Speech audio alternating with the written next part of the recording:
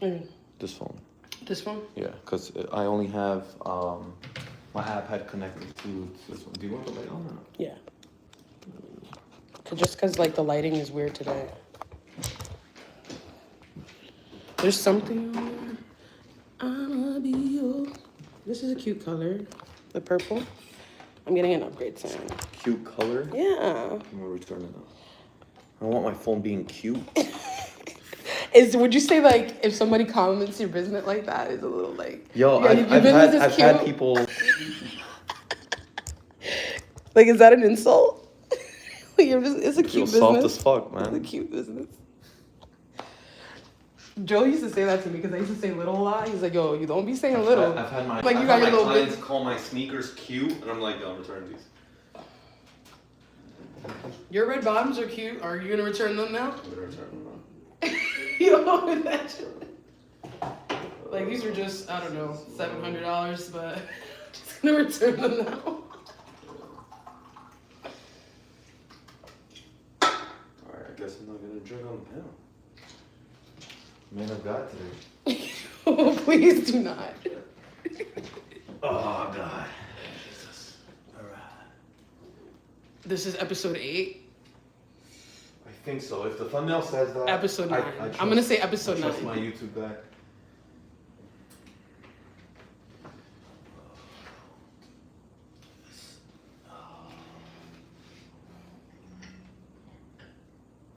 How close the mic has to be?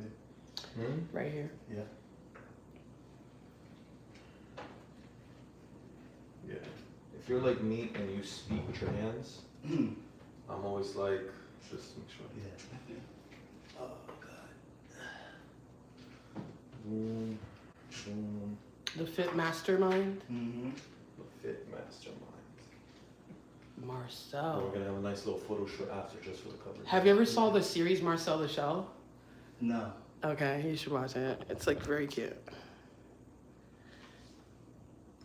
Oh, that's live. I'm ready, bro. I know.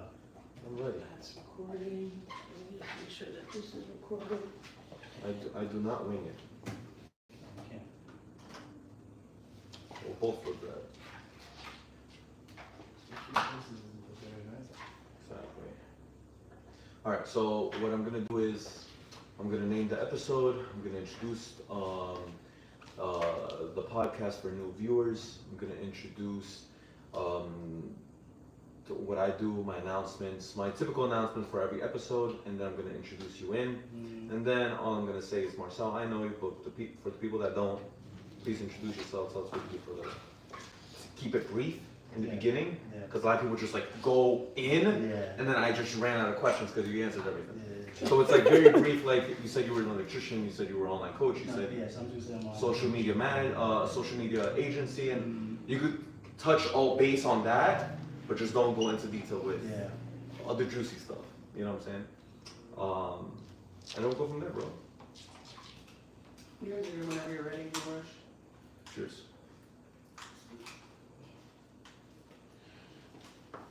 Oh man, I gave you the classy club. Look like white trash right now.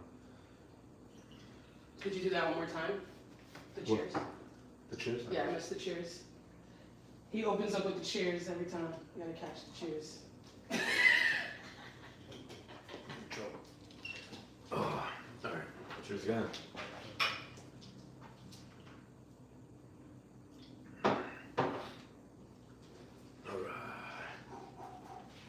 So this is episode 8, right? Yep. No, you said 9. Is it 8 or 9? No, I said 8. I think you said the thumbnail says 9, no? The thumbnail says 9? Is it? I'll double check. We'll definitely double check. It says 9. It says 9. Okay. 9. We'll do 9. So it's episode 9. Episode 8 was last What would I do without you, Marcel? Alright, ready? Alright. And you got a good view from all the chats, right? Yep. Cool. We're live on both? Yep. Cool. Welcome to season 3, episode 9. Alright. Season 3, episode 9. Welcome to the Abarca, where we speak about fitness, entrepreneurship, and humble beginnings. I got my guy Marcel, aka the Fit Mastermind. I have a very special guest here. Joe, roll the intro. Announcements, guys, before we start. Guys, I specialize in fat loss and building booties. They call me the booty doctor, Marcel. All right, if you didn't know. So, online coaching, which includes diet plans and individualized training programs, they're available now. In-person training is also available if you're located in the tri-state area. Please reach out on Instagram or email. Both are tagged in my YouTube channel. But enough of that. I have my guy Marcel here, who is an entrepreneur and an online coach like myself. Marcel, I know you, but for the people that don't know you, who are new to my page, new to your page, new to YouTube, who are you? Please introduce yourself. What's up, guys? I'm glad to be here, Brian. Absolutely. So I'm Marcel Bradford. I am a fitness coach specializing in fat loss, muscle building for men. Nice, perfect. And you also do other things, which is why you're an entrepreneur, which is another reason why I had him over onto my podcast, guys, because we do speak about entrepreneurship, humble beginnings, and whatnot. And speaking about humble beginnings, I want to know and learn a little bit more about your early beginnings, Marcel. So you told me very briefly that you were born in New York City, but you were raised in New Jersey. Talk to me about your upbringings. How was it like? How was it like, having your father grow up in the Bronx, right? Yeah. Etc.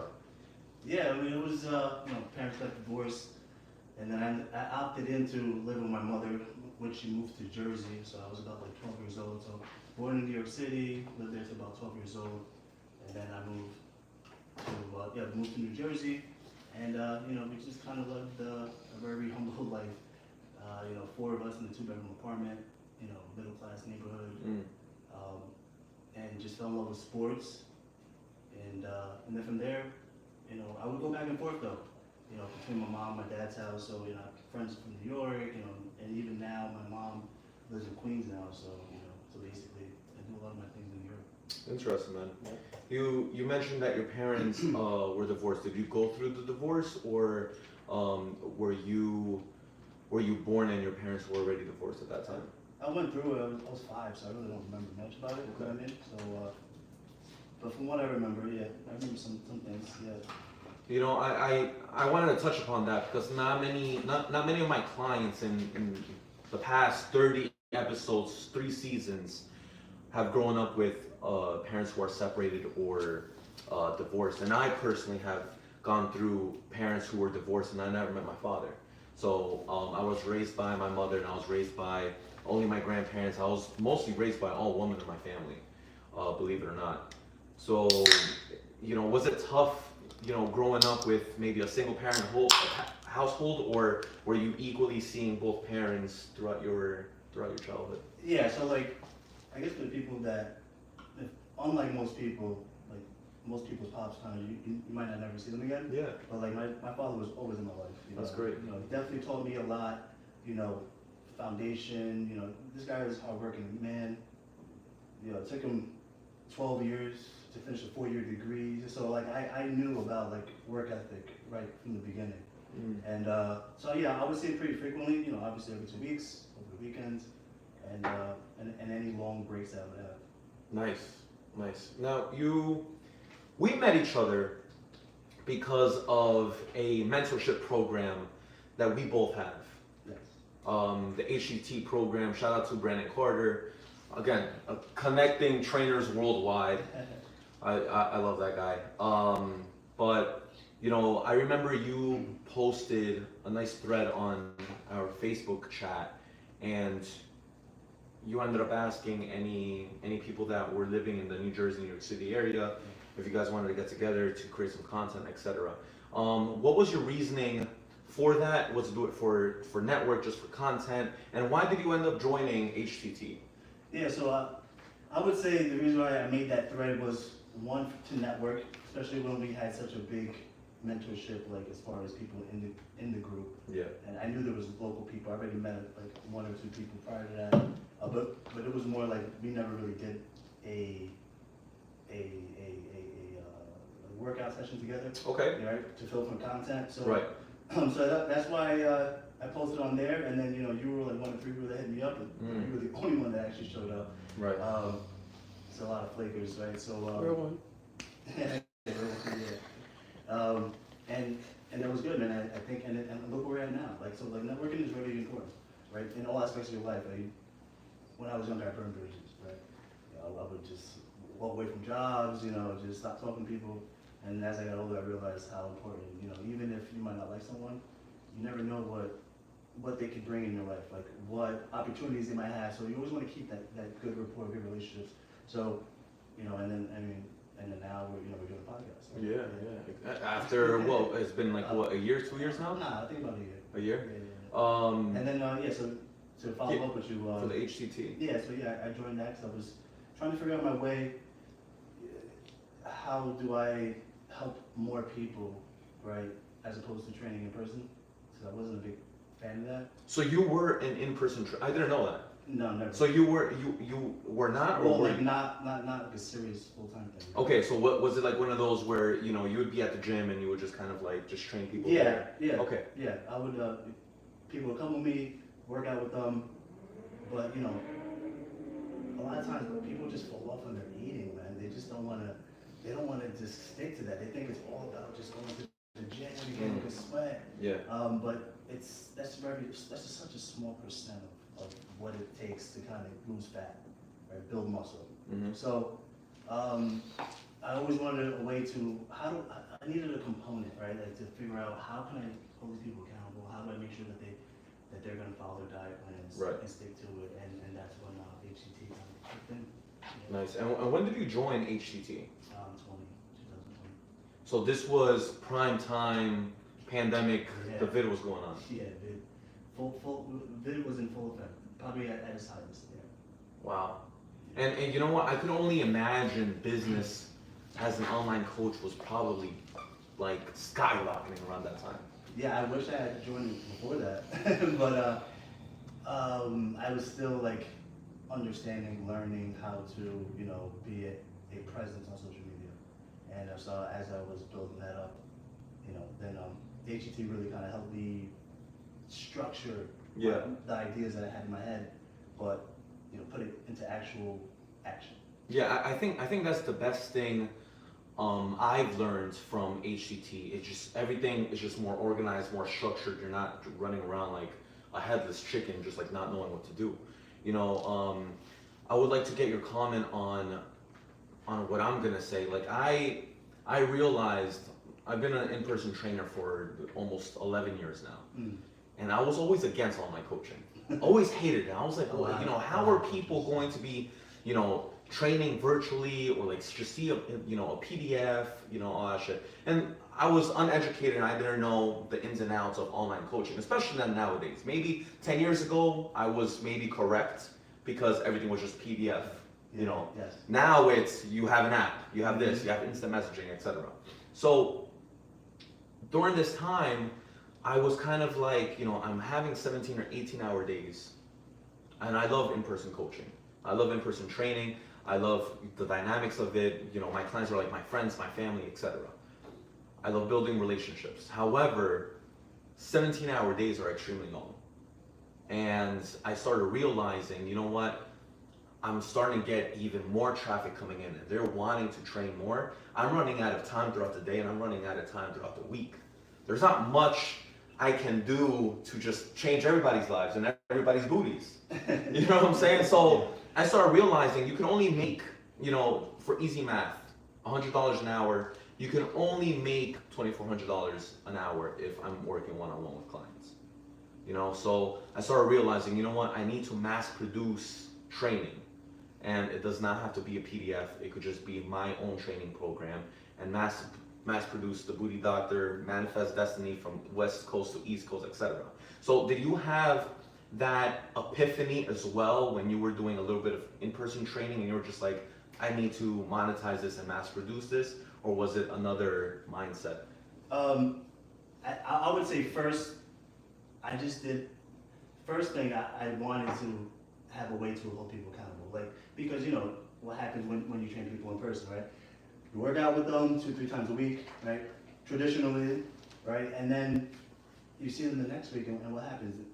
They might have gained weight, they're a little fluffier, Yeah. right? So like, and you're like, hey, what's going on? You following the diet, right? You doing you doing the extra workouts that I gave you, that I structured for you, and they're like, yeah, I'm killing it, right?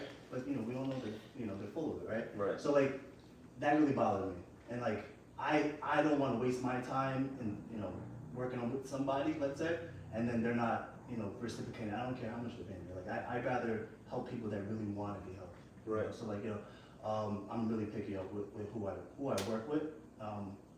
But to answer that, just as a business standpoint, like in person, you can't scale it. Like you really can't scale it because like as you mentioned, it's 16-hour days max, right? You gotta sleep for 8, maybe whatever.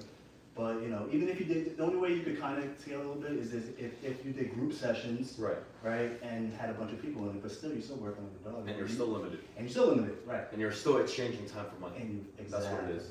Exactly. And if anyone that knows business, you want to get out. You want to break that mold because it's no different than working for someone else.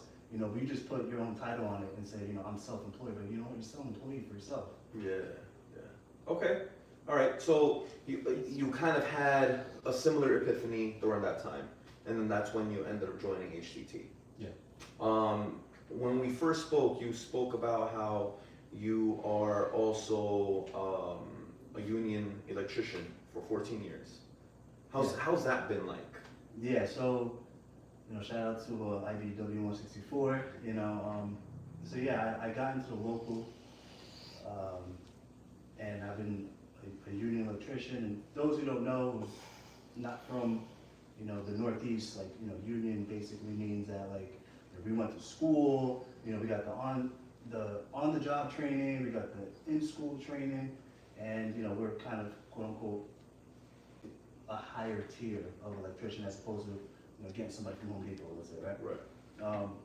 More skilled, and that was great, man. I love being an electrician for the most part, especially when I didn't have another option. Like there was really no other way that I could think of without finishing college. That I was gonna make mid-6 figures, without that. So I'm definitely blessed and thankful that I got into the union.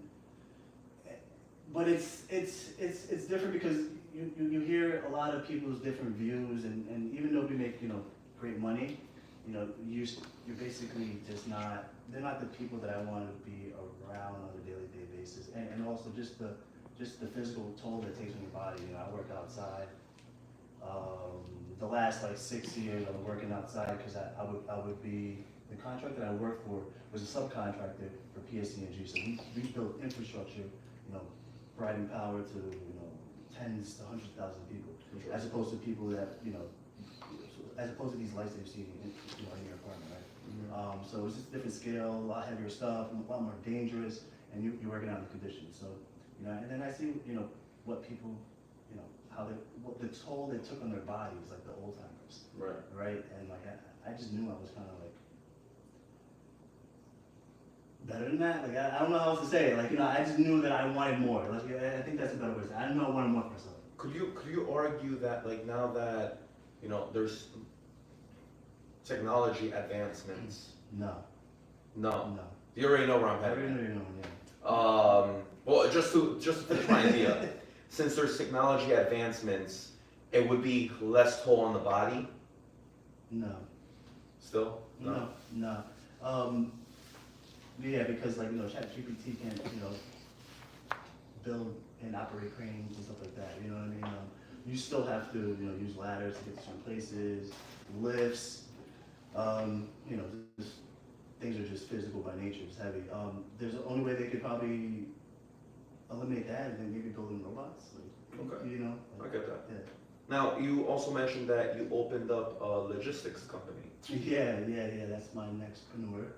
Nice. So, talk to me about that. For the people that don't know what logistics is, what a company with logistics is, can you explain what that company would do, will do, what the details are, etc.? Yeah. So logistics is actually really big right now, and it's really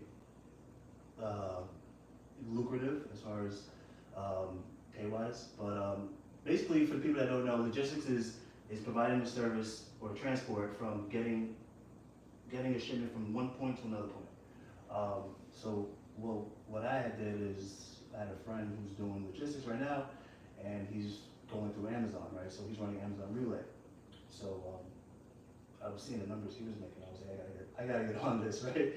And so me and one of my boys, we partnered up, and we started this company, and we've been doing it for a couple months now. Things are going really well. We got 2 guys, full time working on our truck.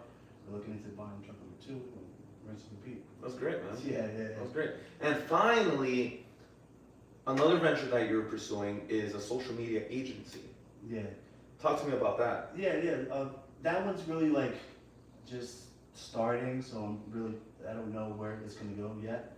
But basically, what we do is we provide a service we provide a service for influencers to do that sell a product or service, to do outreach to their audience. So you know how it is with HTT. We got it. Hit the DMs, right? So what we do is a lot of times people just don't have the time for it because we have to make content. We got to check on our clients. We got to eat, cook, things like that. So it definitely helps to have, as you start growing, to help have somebody else or build a team that's going to help you, basically take your company to another place. Wow, that's phenomenal. Period. That's cool. Michelle, do we have anything on I said the period.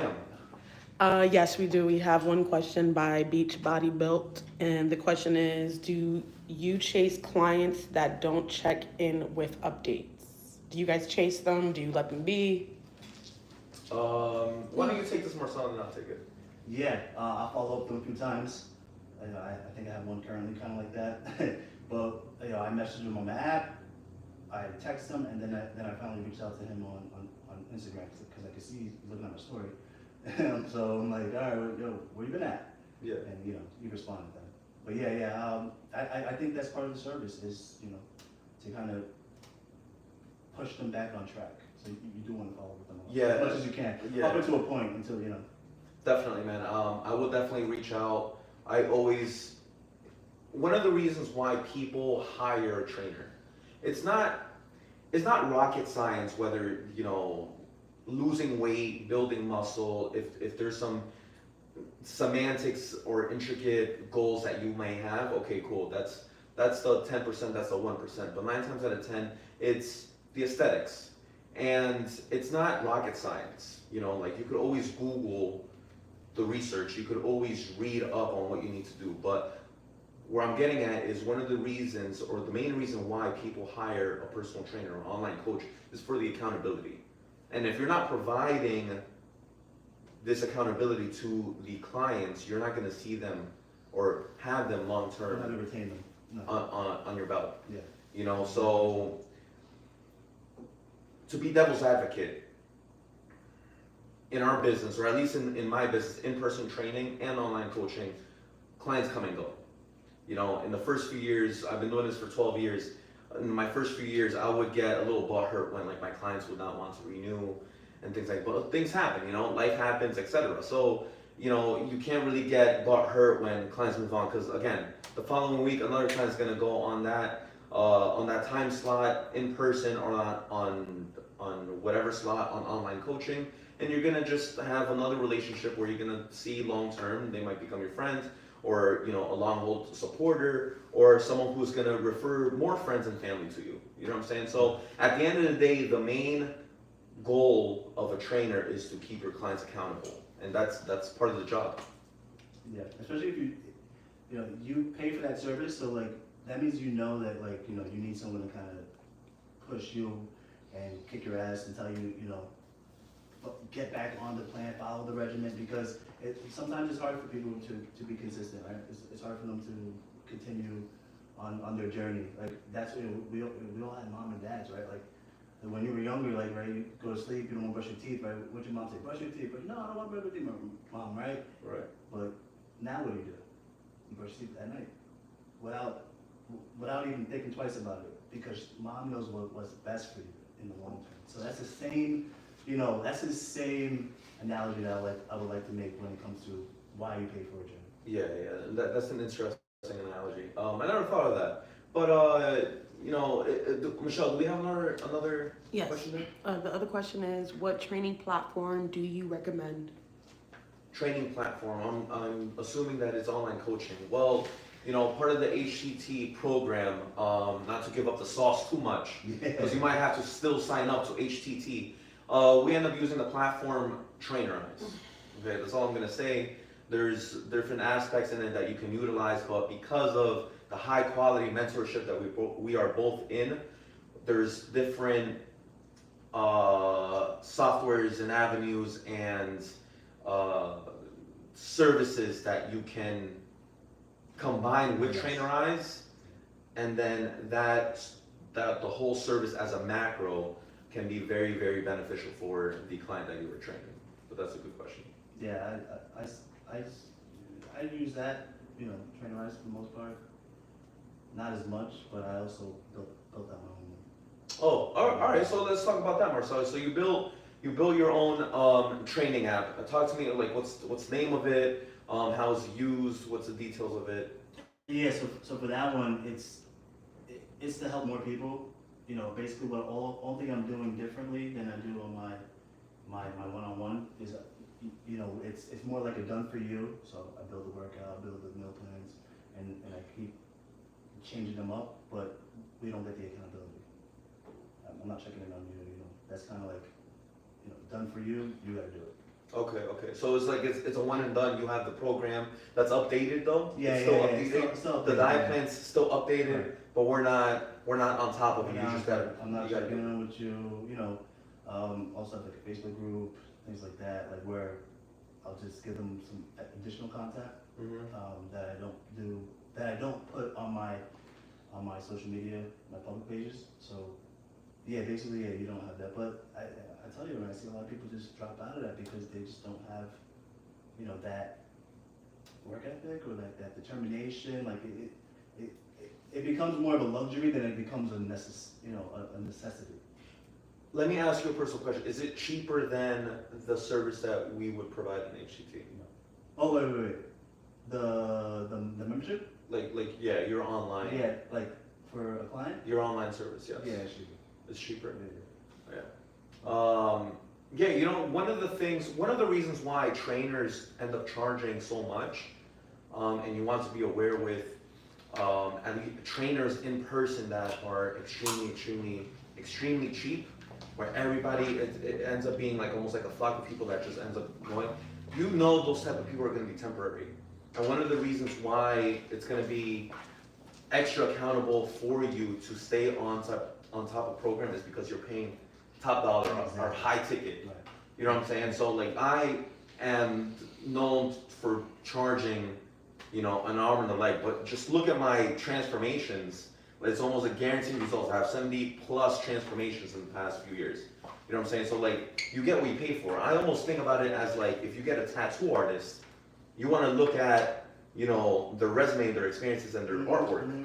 If you want to pay top dollar for the Mona Lisa. If you want a Mona Lisa and you're not looking at the resume and the artwork looks like stick figures and it's dirt cheap, you get what you pay for at the end of the day, right? Well, it's an easy cop out for you too. Right. A cheaper program because It's like, it's $20. It is what it is. I'm just not gonna show. But like when you put that investment up front or put that investment month to month, Yeah. like a car payment, like you're gonna go. Right. You're gonna make the most out of it. Right. Exactly. I completely agree. All right, good. That's good questions. Okay. So Marcel, you are extremely ripped, bro. All right. You're making me look bad, and I thought I looked good. So Appreciate. you are in shape. You have the aesthetic look. And correct me if I'm wrong, but one of the reasons why is because you are an IFBB pro athlete. Yes. So I competed. you've competed. Mm-hmm. Talk to me about the prep. Talk to me about the mental. Talk to me about the physical side of bodybuilding, because I know it's extremely tough. And I trained, not men, but women to go on stage, and they would end up eventually winning. But I know it's extremely tough. But I've always been curious to hear, the guy's perspective and the guy's route. Okay, yeah, no, that's pretty fair. I didn't know you were going there, so that's good. Just, all right, so I'll just kind of just take it back with you, right? Please. Of how I started. So I'm in the gym working out, you know, consistently at this point, but at the same time, I'm like, you know, I'm ectomorphic, so that means I'm naturally a thin body, thin frame. Mm-hmm. Hard for me to put on weight. So I would just eat every 2 hours because I had a homie who played college football and that's what he did, and he blew up, right? So I was eat, but I would eat anything. It could be fast food, microwave food, and I put on size. I put on a really good amount of size, but I started losing my lines, no abs, and also I noticed a big difference when it came to like my breathing, a little bit of shortness of breath. Like it was just not healthy, right? And then my boy's like, "Oh, why don't you just compete already?" So I didn't want to do bodybuilding because I just didn't feel like wearing the speedo kind of like. Right. And then I found this division, men's physique. I was like, these guys look like me. I was like, wait, I can beat these guys, right? Like even like not really in prep shape, right? And then what I did was I found the local one. It was 3 weeks later. Signed up, talked to a couple guys at the gym. They were like, hey, you gotta tighten up. Do this, just cut down your carbs, do more cardio, and 3 weeks later, I looked a lot better because then I started understanding more about the nutrition, even though like just a little bit more, right? And I came in second place my first show. Wow, nice. Yeah, and then there, I'm very competitive. I wanted to win. Yeah. I didn't care, about like, oh, it's your first show, don't worry about it. Nah, I wanted to win. This is how I am. This is how I'm built. And from there, I just had the bug, and I wanted to go pro. So then I got my butt kicked on nationals. So basically, that's like a national show is there's only 5 a year. I think you have 5 a year, and that's how you could turn pro. And I got my ass kicked there. And then I realized I needed a coach, a real coach. And that's when I really knew about meal prepping and then I learned about macros, which is so important. Right. All right. So I mean, we were gonna talk about diet before or a little later, but since you already mentioned macros, bro, so how was the prep, the diet prep, in men's physique, macro wise, going into a competition? It depends on the coach you work with, and it also depends on really ultimately what type of body you have. Right. A lot of times, people like with my first coach, he played it too safe and just kind of gave me something that he gave. Copy and paste. Basically, yeah, his other competitors. Right. But and it just thinned me out too much. Like me, I could hold carbs like really well. Right. I'll just fill out and get tighter. So I would say I was eating about like 2,800 calories and maybe carbs maybe about 150 at the time, and then I ended up turning pro anyway during that, and 11 months later after my first show. And then my other coach really taught me. See, he was a clinical nutritionist. He had a master's in it. Okay. Shout out to Cameron Gardner. He saw one of my diet plans, my all-season diet plans. He was like, listen, if my teacher, if I submitted this to my teacher, he would fail me. Like, he would kick me out the master's program. Wow, he said It that. was that bad, yeah. So. What was bad about it? Passeroni. 1 box of passeroni. Like, as a bodybuilder, as a competitor on the off season, come on, it's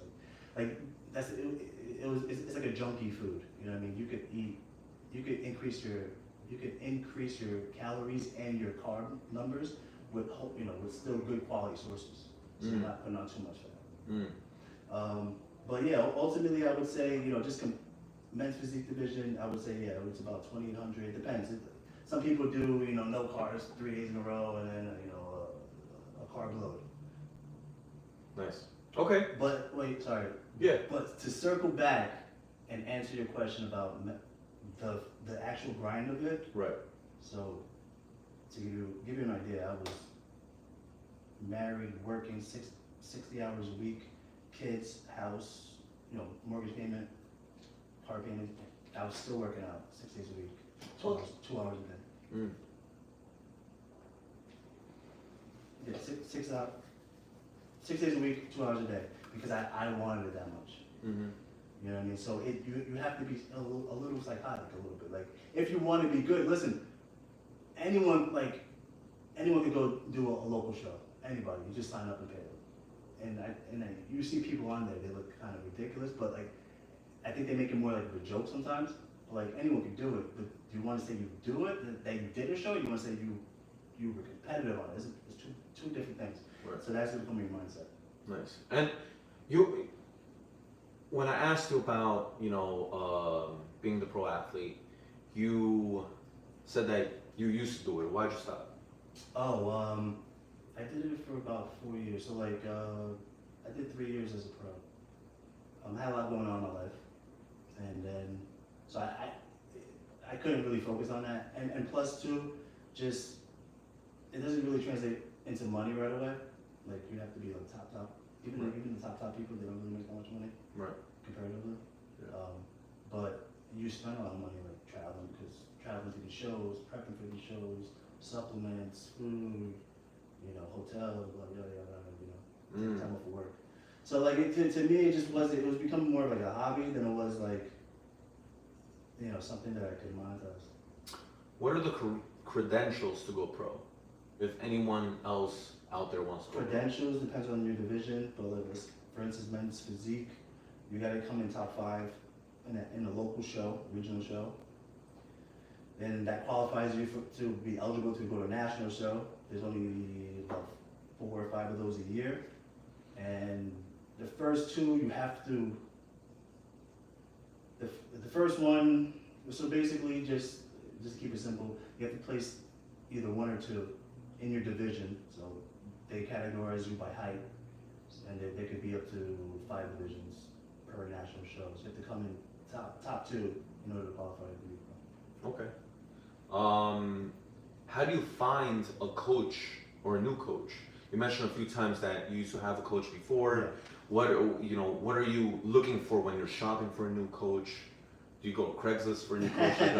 Like, what's going on? No, I think you have to like follow the league and follow the top guys.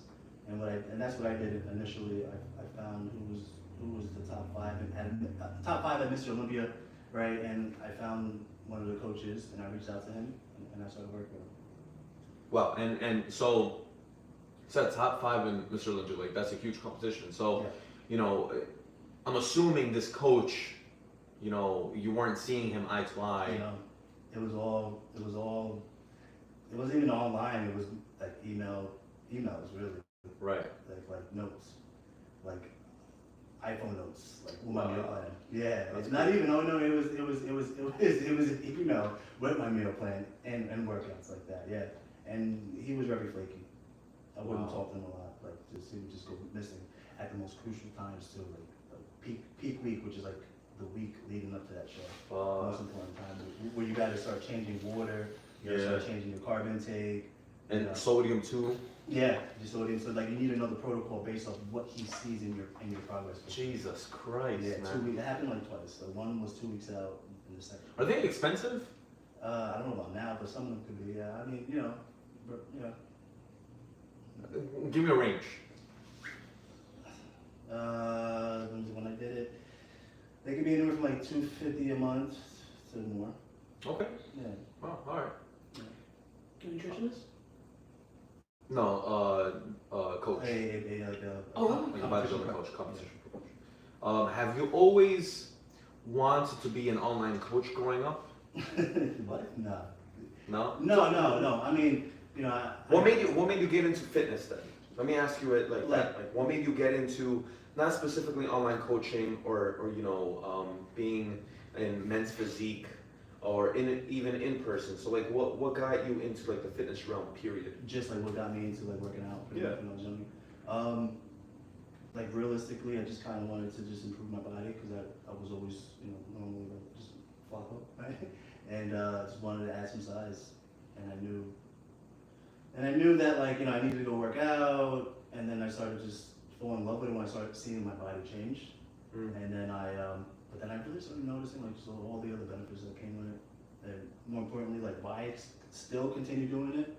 I think it's more the mental matter. I feel like it just gives me more confidence, just stress relief.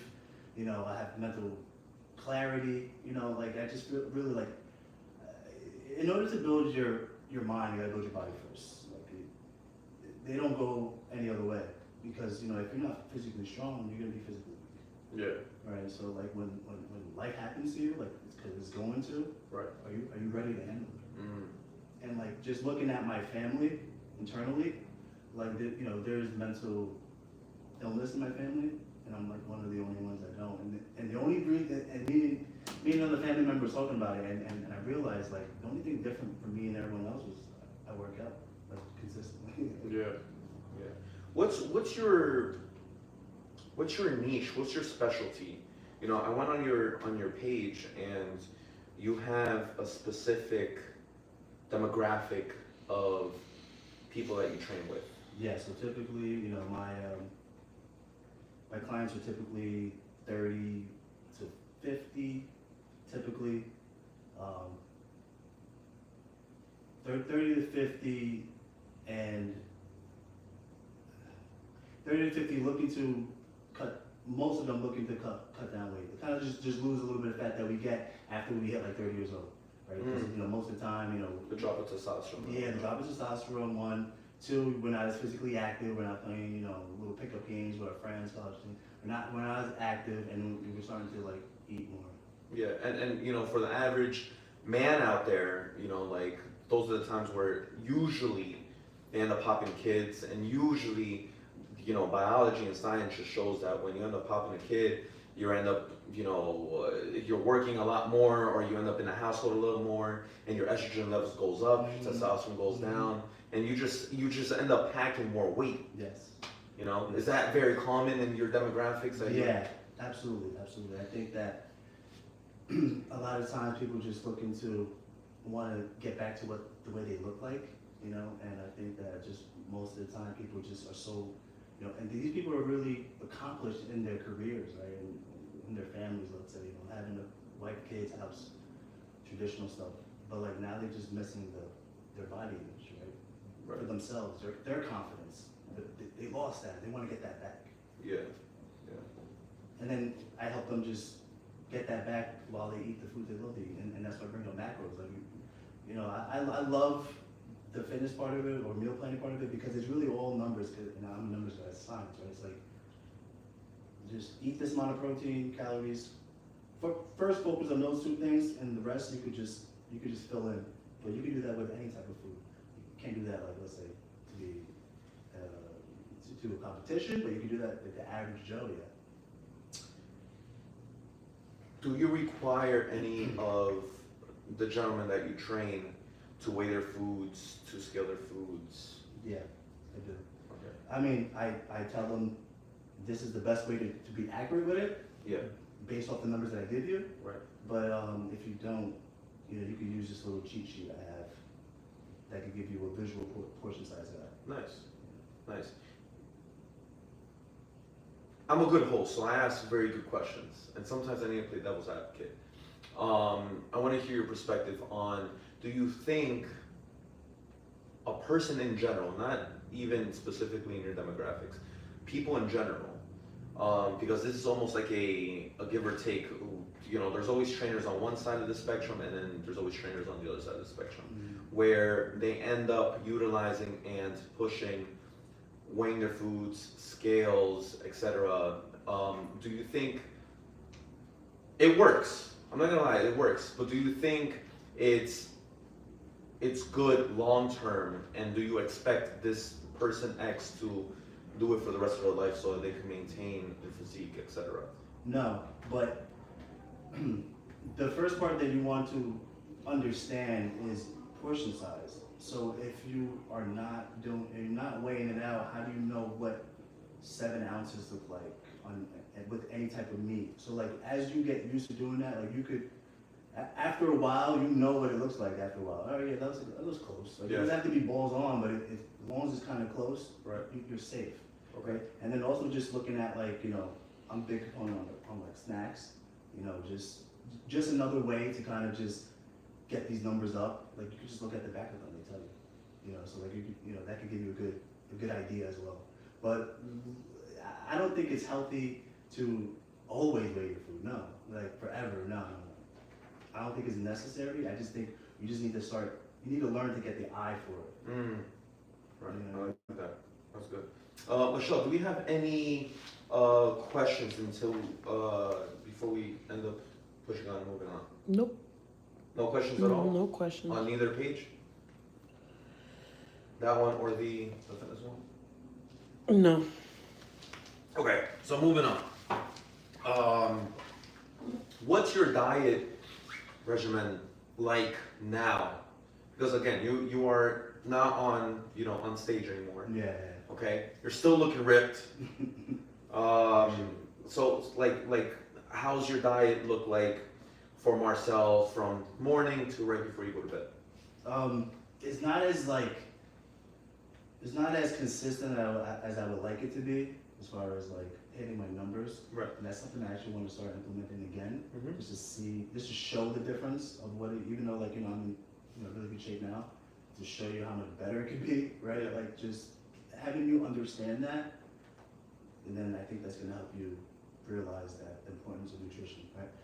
But day to day, it's like definitely have 3 meals. I drink 2 shakes. I have an intra shake during my workout session, and then I have a post-work shake, and those comprise of a small amount of protein, complex carb, and BCAAs.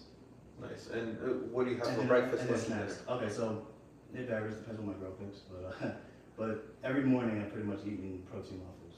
Okay. Like I just been eating that for months. Nice. Those are addictive. They Protein are. waffles. The bear, the one with the bear. The berry, yeah. Yo, that's really good. I love it.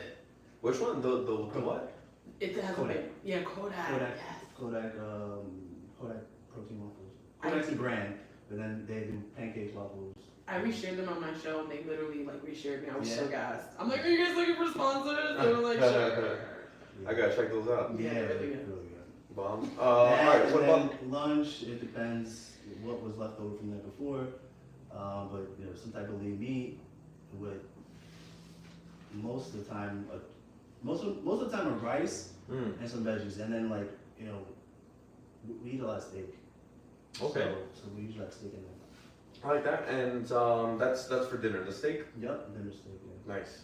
All right, cool, man. So on my one-on-one shows, I have this segment where it's just random entrepreneurship questions.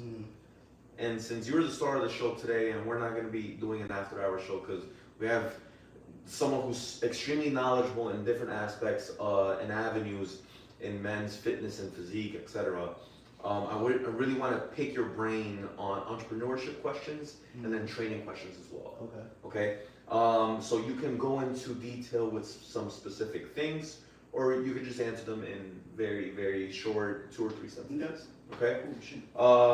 Is being an online coach for everyone? No, it's not for everyone. Why? Just online coach in any type of demographic, like any type of niche, right? Yeah. I think it's not for everyone because of the work that you have to put in. There's not a lot of people that are willing to not see results right away.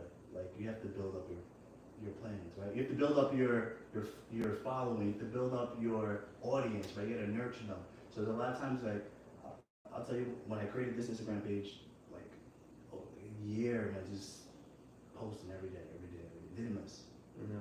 And then getting little engagement, little traffic, little likes, and then one day just one reel just went crazy. It's like 200K, 300K. Wow. And then from there it just all started picking up. Yeah. I think partially because of that. It was something enjoyable that people want to see, but also just that I think the algorithm picks it up like, okay, this person's consistent, so okay, let's reward them. Well, do you remember the post that got you? Yeah. What was it? It was like a strawberry shortcake, high protein strawberry shortcake, like snack, like a little cup.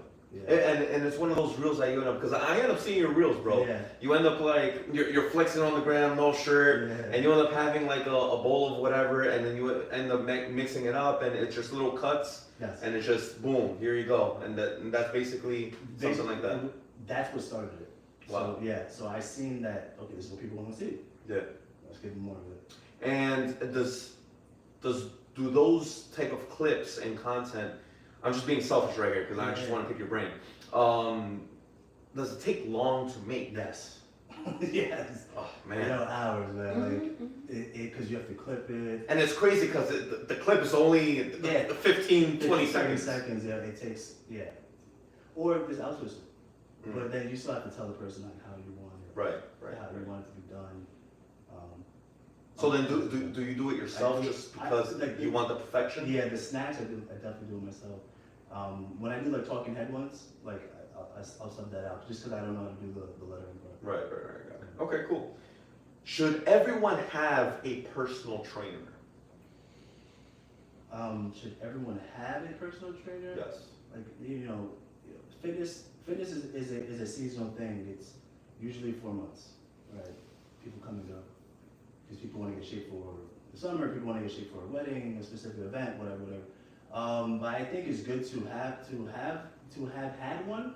Like everyone should probably have one, so you could know, like, what structure looks like. Especially if you don't have the experience and you don't know your way around the gym. You don't know what exercises to do. Rep ranges. Intensity, rest time. Like you don't know those things yet. Just go with it. So you're saying, just to be clear, you're saying no, but you think everyone should have one at some point in their life? Yes, correct. Like you're not gonna always have one, right? But yes, you should invest in one, just so you could understand it more. Understand the basics, the foundation, foundations. the structure, what it looks like, what does the meal plan look like? Just understanding that. I think that's very valuable. Right. I think to capitalize on that, I think my perspectives have changed in the career that I've had. I think now I agree with what you just said, just because I'm a huge habit guy. Training is all about and keeping in shape and maintenance after you reach a certain goal. It's all about habits. Yes. So one of the responsibilities, not the job, but the responsibilities that a trainer has for their client is to change their bad habits into decent or better habits. And then those better habits end up becoming good habits. So then when that person, that client ends up graduating to become independent from the trainer, those bad habits turned into good habits. Those habits end up carrying on for the rest of their life, and it's just like one of those automatic things, like you said, where you just brush your teeth and you don't even fucking think about it. You don't think about it. You know what I'm saying? That's the ideal, right? Yeah. That's the idea. That's what we want to be here for. You can take a break. I get past from there. Go ahead. Yeah, go ahead. Go right now. I caught you right on. You're good. Be yourself. So that we want to hear.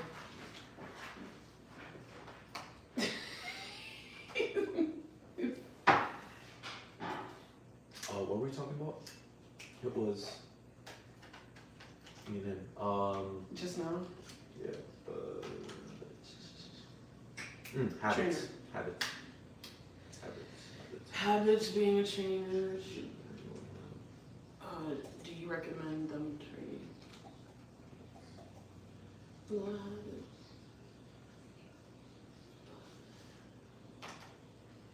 Any questions right now?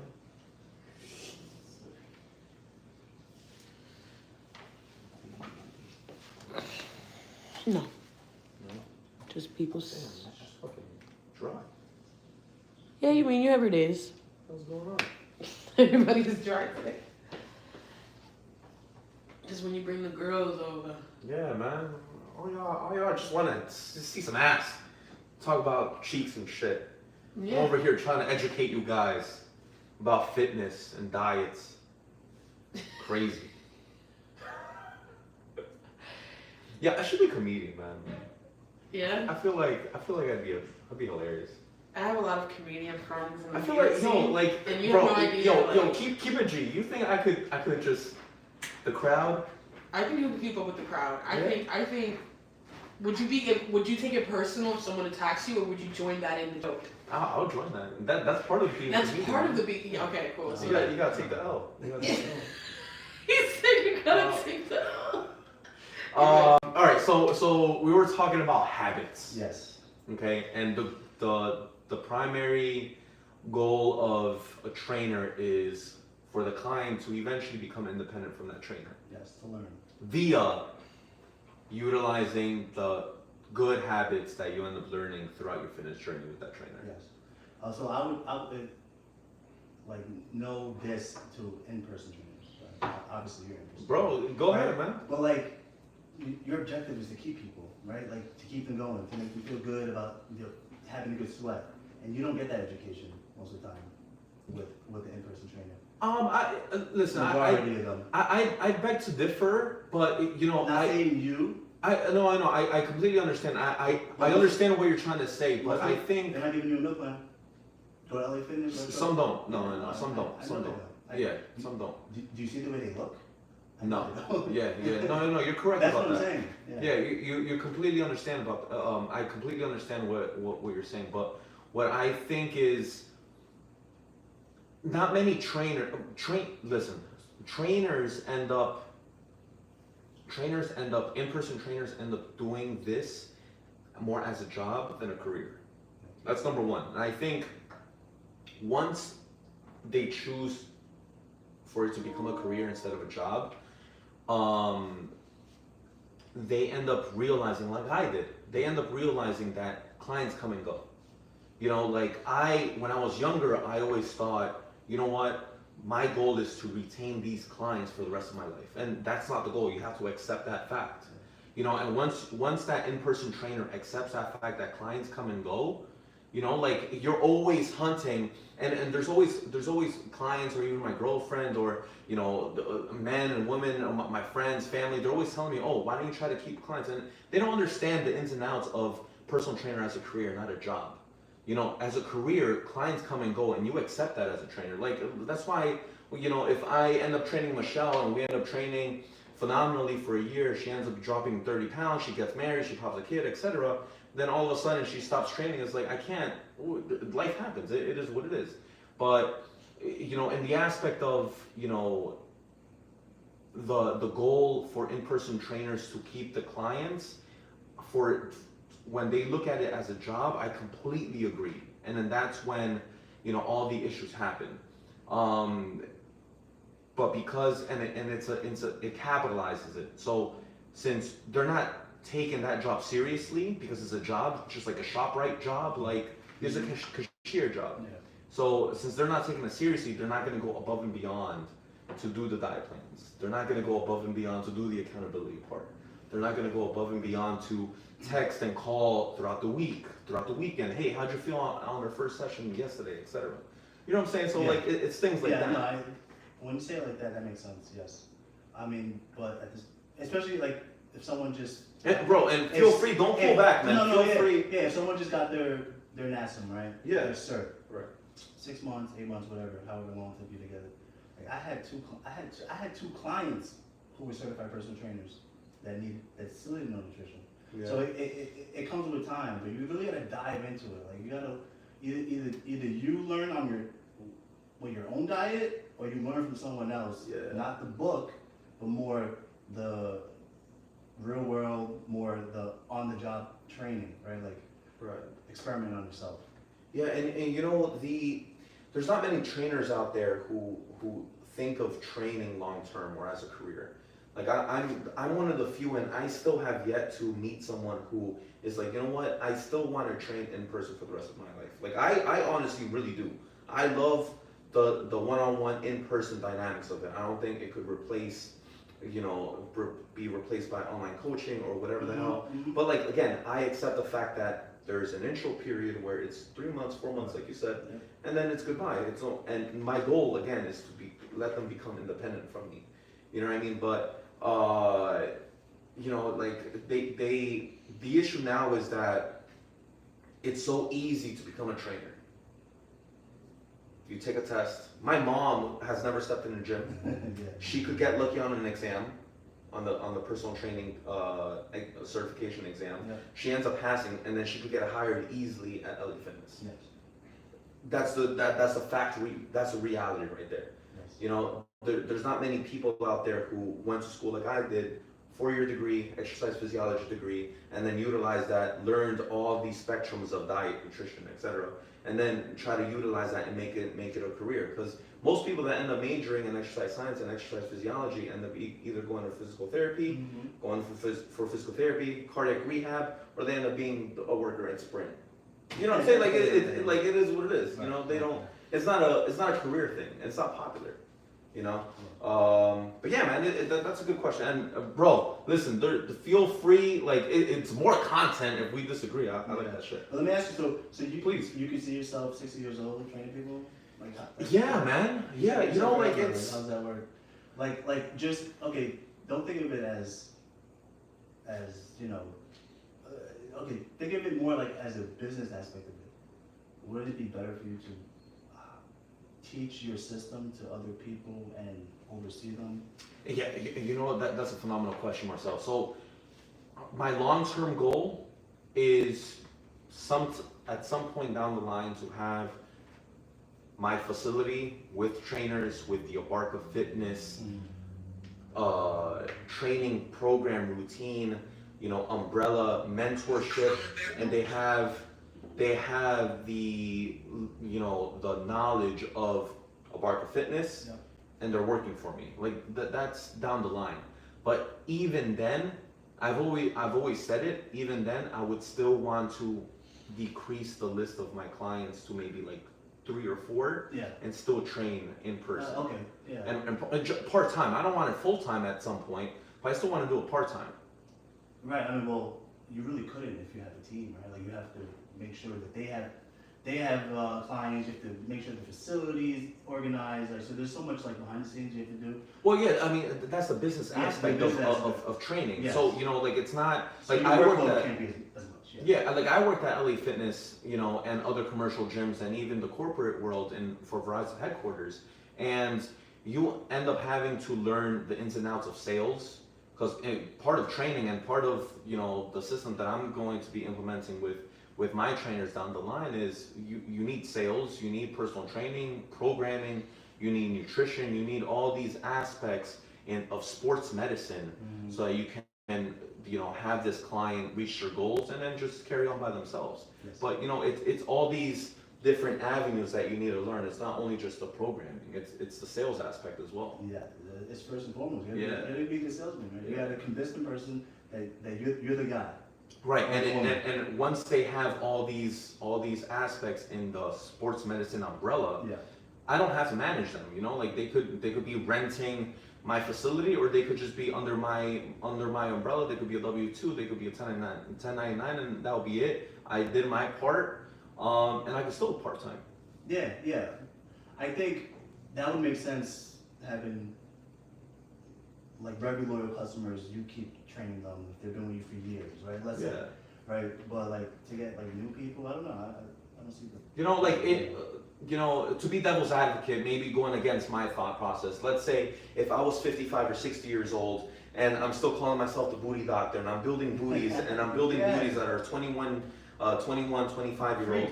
I understand that aspect, but in the age of social media, in the age of transformations, you know, when you have, it's like I said, it's almost like a tattoo artist. A tattoo artist, you know, if the guy is young and hot, whatever, yeah, he's gonna fucking tattoo hot girls. But if the guy is old with a fucking great braided beards and he has experience and he sees, and he's a celebrity trainer, it doesn't fucking matter if you're training, you know, Kylie Jenner or fucking J-Lo who's 60 years old. Yeah. You know what I'm saying? You're still gonna get hired at least part-time. Yeah, you gotta look the part. You gotta stay in shape. Yeah, exactly. Stay, you know, young. Yeah, good question, Marcel. Should you go to college, or is college a scam? That's a good question. My stepbrother's in college now. It depends what. So I would say what the goal is. What is your goal? Is your goal to make money, or is your goal to have the social experience? Like, you gotta ask yourself that question first. If it's to make money, you don't really need to go to college, because there's so many ways to make money without college. And you would have a head start by learning that specific thing that you want to do sooner than you would than waiting 4 years Mm. to start learning how to do that, right? But there's certain careers that you need to go to college for, right? Doctors, lawyers, STEM. yeah, STEM, right? But then that's really it, though. You know, and we don't need more lawyers. Yeah. You really don't. But to answer your question, I don't know. It depends on what you want to do. Right. I would say, but I don't think it's in this. It's not the way we grew up. Not the way. Well, if you want a high-paying job, you gotta go to college. No, it's not like that. Do you think it's a scam? But yeah, absolutely. Yeah. Why? Just if you look at the numbers, the price of tuition back in the 70s, 80s compared to what it is now, it rose exponentially. It's a business now. The way they structure the loans is a scam. It's built, it's amortized like a mortgage. It's front loaded with interest. Yeah. These people are coming out with $100,000, $200,000 in student loan debt and they'll never pay it off. Right. Especially paying $300, especially paying the minimum a month. So I honestly, I think the best way to go to school, if that's something that you choose to do, the best way to go is do 2 years community college. That's what I did. Get all those, Prereqs. out the way at a discounted rate, Mhm. and then go to that 4 year, which was what your degree's gonna say, Right. right? And learn that, and go there for that specialty that you want. Mm. And that's very, very important, guys, because you might be blessed like I was, go to a community college the first 2 years for free and still get paid by the government. I was pocketing $2,000 Oh, you're making money. per semester just to go to school. Yeah. You know what I'm saying? Like, that's fucking insane. So, like, again, you have to qualify for FAFSA and all this bullshit. But, I was one of the few that was getting basically paid to go to the community school. Did I hate it? Yeah, sure. Because, who wants to go to community college? But long term, now that I graduated, it was, years ago, it was like, this is the best. Like, I actually had money in college. Most of these college people, especially men, are fucking broke in college. Yes. You know what I'm saying? And I use that example because I know multiple people that went that route, who became architects Yeah. with NJT. Yeah. But it's a great way to kind of just get your grades up, right? Because community college is kind of like 13th grade. Mm. You know what I'm saying? And I like it because you're more focused because it's a computer school. Yeah. You're just gonna go back and forth. Right. And then you can just focus on the grades and then get that. I love that. What's the biggest loss or scam you had in your business? So biggest loss I had is probably one of my first businesses. I had my used car license, so I think I lost like 75K on that. Wow. Just over the time I had it. But it actually was it was good for me. I learned a lot. Don't take money out the business. Be careful who you partner up with or call your partner. And also, it happened like right before COVID. And then I know guys still Recovering from no, financially. who's still losing. Oh yeah. Yeah, because the price of used cars, even in the auction, is thousands of dollars over what it should be. So there's a system called NMR, and that tells you the price of what you should be paying for that car at the auction. And people, because inventory is so low, the demand went up. So, but inventory is low, so the price went up. Right, so everyone's paying over what they should be, and then they're selling it for a discounted rate and just making very small amounts. Yeah. And they took all these, and a lot of times, most people aren't liquid. Mm. They're using, banks money. Yeah. But I always say that's probably the biggest loss in learning experience. Any scam? Not scam, Oh, you never got scam. no. Biggest business risk you took? I do it all the time.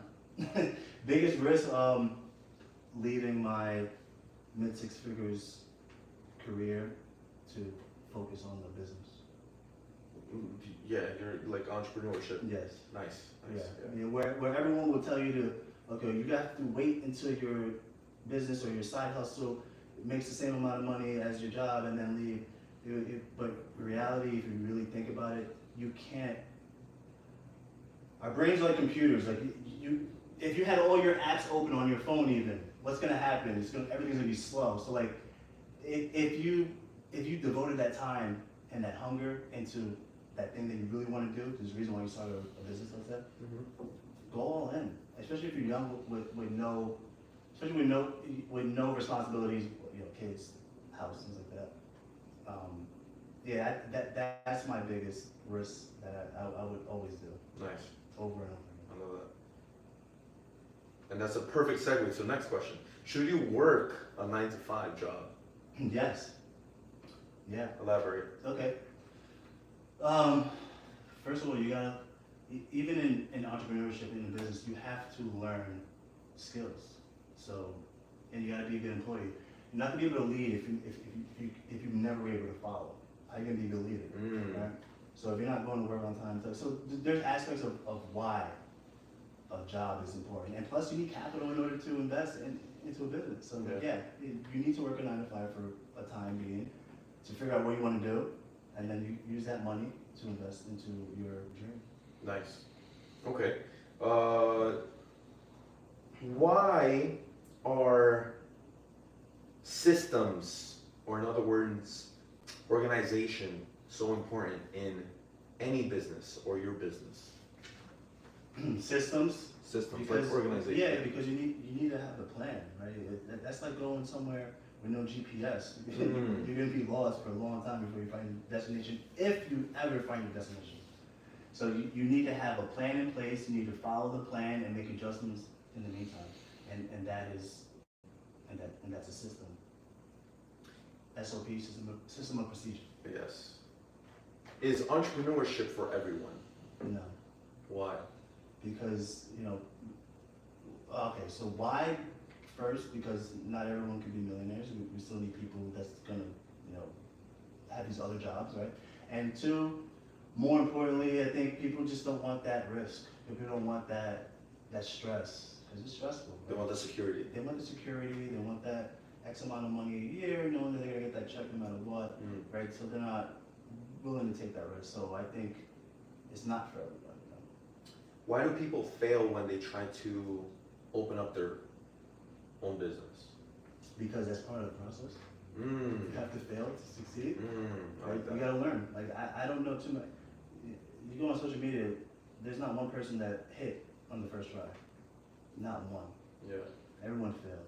Yeah. It's part of the process.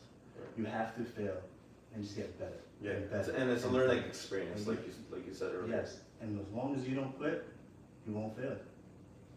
Yeah, I like that. I love business questions. Why, as men, do we need to keep challenging ourselves and push ourselves, even if we fail? Because that's what we have to do as men. Why?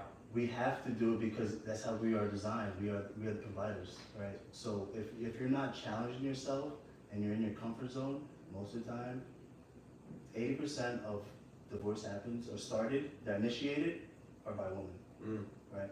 So if you get comfortable, you start exercising, you start, not making as much money, you start making less money, you panic. If you're not challenging yourself, then you're never going to be prepared for,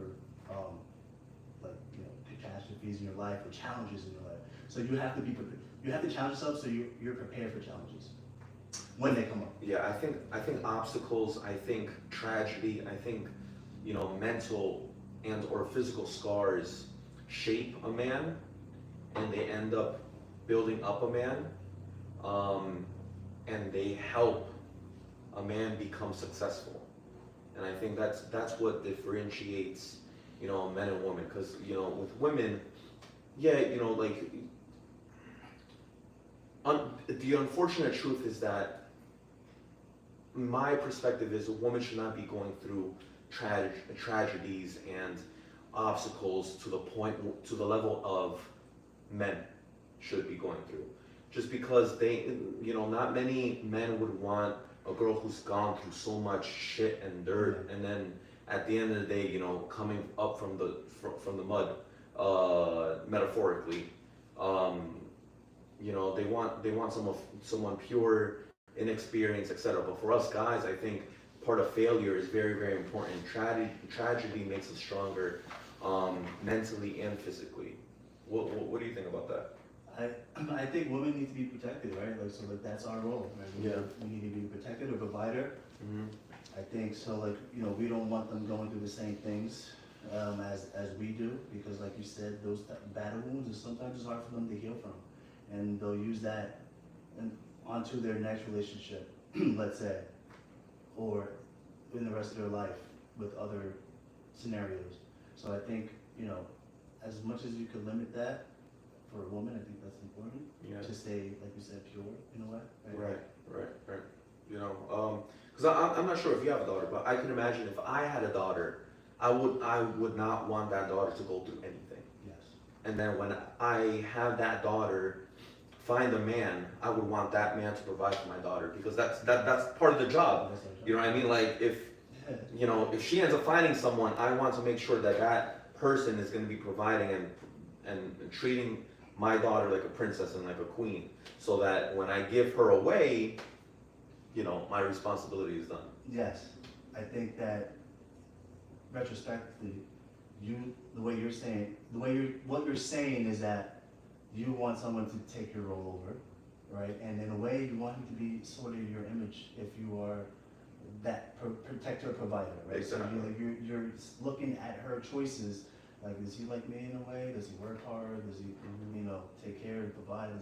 Or is he lazy and, you know, smokes weed every day? Yeah. Right? Like, we don't want that, right? But you know, we can only do as much as we can. Yeah, man. Yeah, you know, I really liked. I really wanted to really pick your brain on that point, just because your niche is specifically on men. Yes. And I know that, you know, with your specific demographics of the age range that you train and work with, you know, I'm sure these type of questions and answers come up, especially when you're going on call with them, and you know, we're both trainers. You know, there's always those clients that end up like pouring their heart out.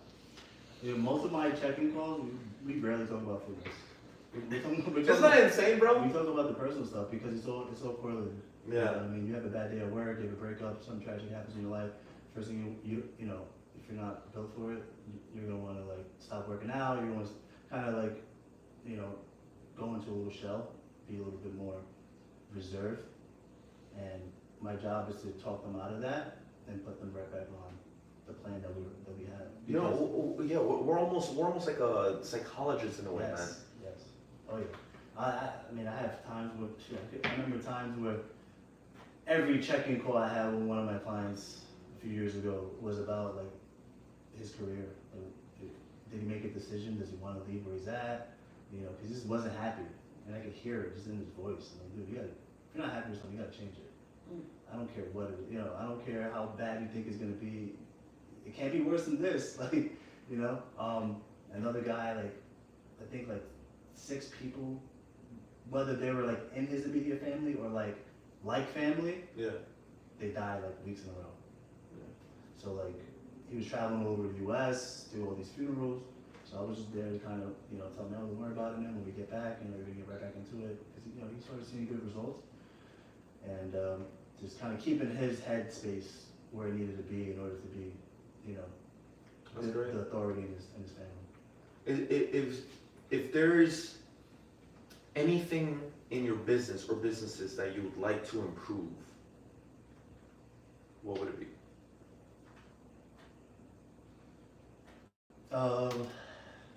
Yes, time management. Time management. Yeah, that's something I'm working on now. Yeah, just delegating my time and my day very specific.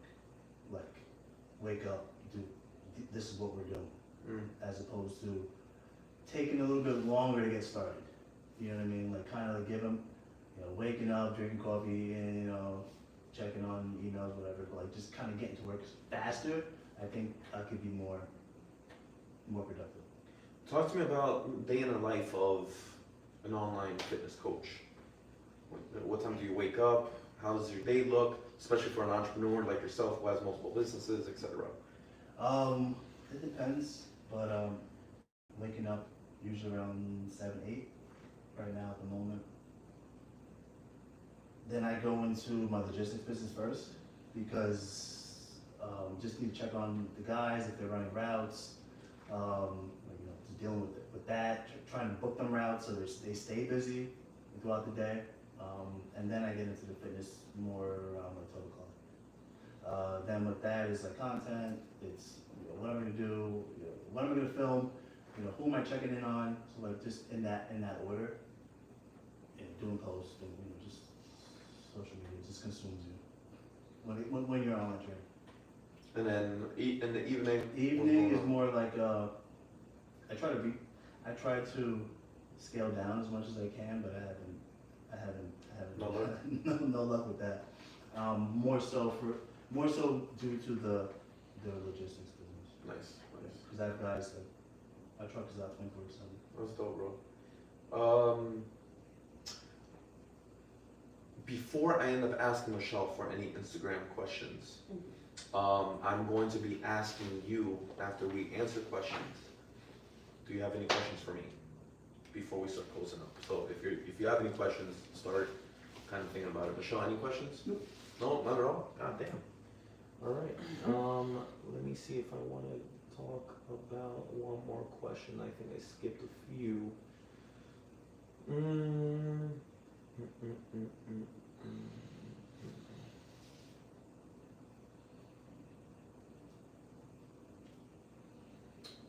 Do you have any questions for me before we start closing up?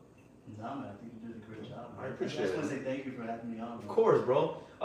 What's next for the Fit Mastermind? What's the next move? What's coming up? And then at the end, I want you to share your Instagram tag, your TikTok tag, where people can find you. Yeah, so the next move for me is just doubling down on the fitness membership site. I'm gonna just really focus on that, grow that, just help as many people as I can at an affordable rate. So be on the lookout for my ads. They'll be coming out soon. Dope. And then just always improving, just working on something, staying busy, scaling, growing, always, you know what I mean? So. What's next for the, you said the social media agency, you're just starting off with that. Is there anything, that you're about to start doing that you want to kind of go into? With that, not so much. Nothing elaborate. But we will start brainstorming on some things that we're gonna do to generate more clients, basically. Nice. Yeah. Now this is the second time on the pod, on a podcast. Yes. How did you like this experience? Am I a good host? Would you ever come again? Yes. Yeah. I think I love this setup. I think I like the way we drift. We kind of there's like a couple guys just catching up. Bro. Yeah. That's all it is. And it makes it feel easy for me, but also it's entertaining too. Yeah. You have really good questions. I appreciate it, man. I do my homework. Yeah. I stalk all my all the guests. And Marcel, where can people find you? Email, YouTube, Yeah. TikTok, Instagram. So on all social media platforms, you can find me at the Fit Mastermind, Instagram, Facebook, TikTok, YouTube. Ladies and gents, this is entrepreneur Marcel, personal trainer, online coach, former men's physique competitor, Yes. and entrepreneur. All right. Thank you for coming, bro. I appreciate you. No problem, man. And Till next I time. appreciate the love, and that's a wrap, guys. Thank you for Later. showing up. Michelle. So, have fun? Yeah. Bro. That was good. You were